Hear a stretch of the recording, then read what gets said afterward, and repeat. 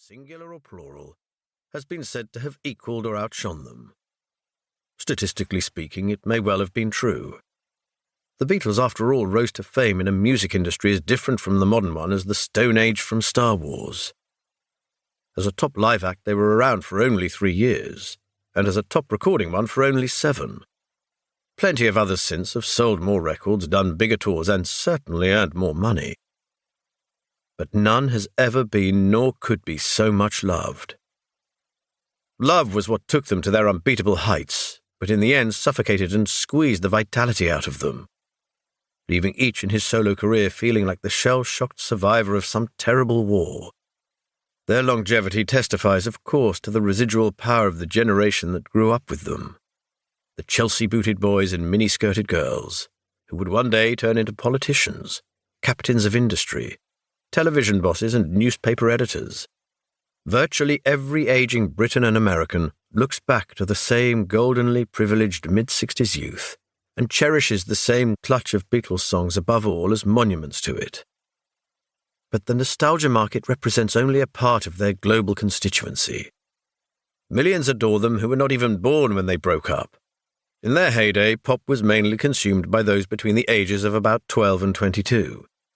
Now, small children, parents and grandparents, listen to Revolver, or Sgt. Pepper's Lonely Hearts Club Band, or watch Help, or Yellow Submarine, with the same delight. Above all, they are the so-called the swinging 60s personified.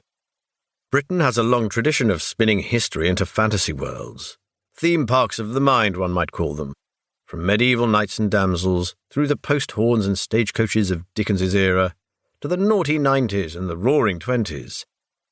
But none of these yearningly recollected, endlessly redramatized epochs even begins to compare with what came over staid, stuffy old London between 1964 and 1969, and was inimitably distilled in the Beatles' music.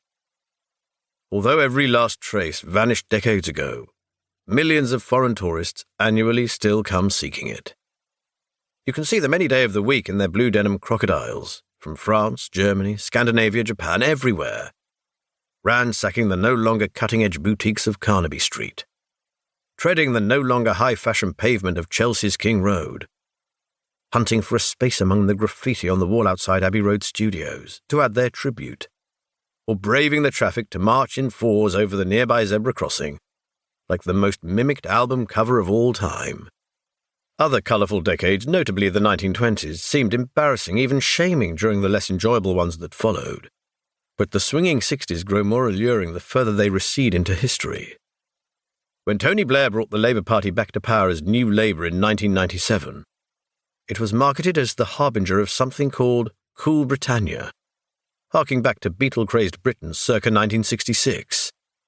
As in days when Blair's old Labour predecessor Harold Wilson hobnobbed with the Beatles, 10 Downing Street thronged once more with pop stars and trendy young painters, designers and couturiers.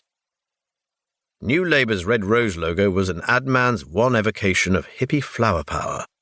And who can forget the ludicrous Bono of U2 discerning similarities between Lennon's partnership with McCartney and Blair's with his Dur Chancellor Gordon Brown?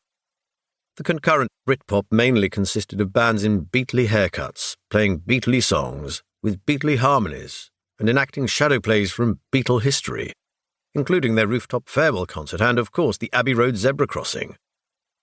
Psychologists were never far behind any Beatle-associated phenomena, and they had to mint a new term for this one: nostalgia without memory. Memory would only be a handicap, for that vaunted age of love and peace actually saw the world as rife as it is today with natural disaster and human cruelty. Along with free rock festivals, kipper ties, fun furs and the contraceptive pill, it brought the Vietnam War, the Arab-Israeli Six-Day War, the assassinations of John F. Kennedy, Robert Kennedy and Martin Luther King, cataclysmic race riots across America, famine in Bihar and genocide in Biafra. Even as Britain swung, it had to deal with the Aberfan disaster, when 116 Welsh schoolchildren were buried under a collapsing coal tip, and faced the ice-hearted savagery and depravity revealed by the Moors murder trial. As a descant of the glorious soundtrack of Sgt. Pepper's Lonely Hearts Club Band and the White Album came paralysing strikes, the devaluation of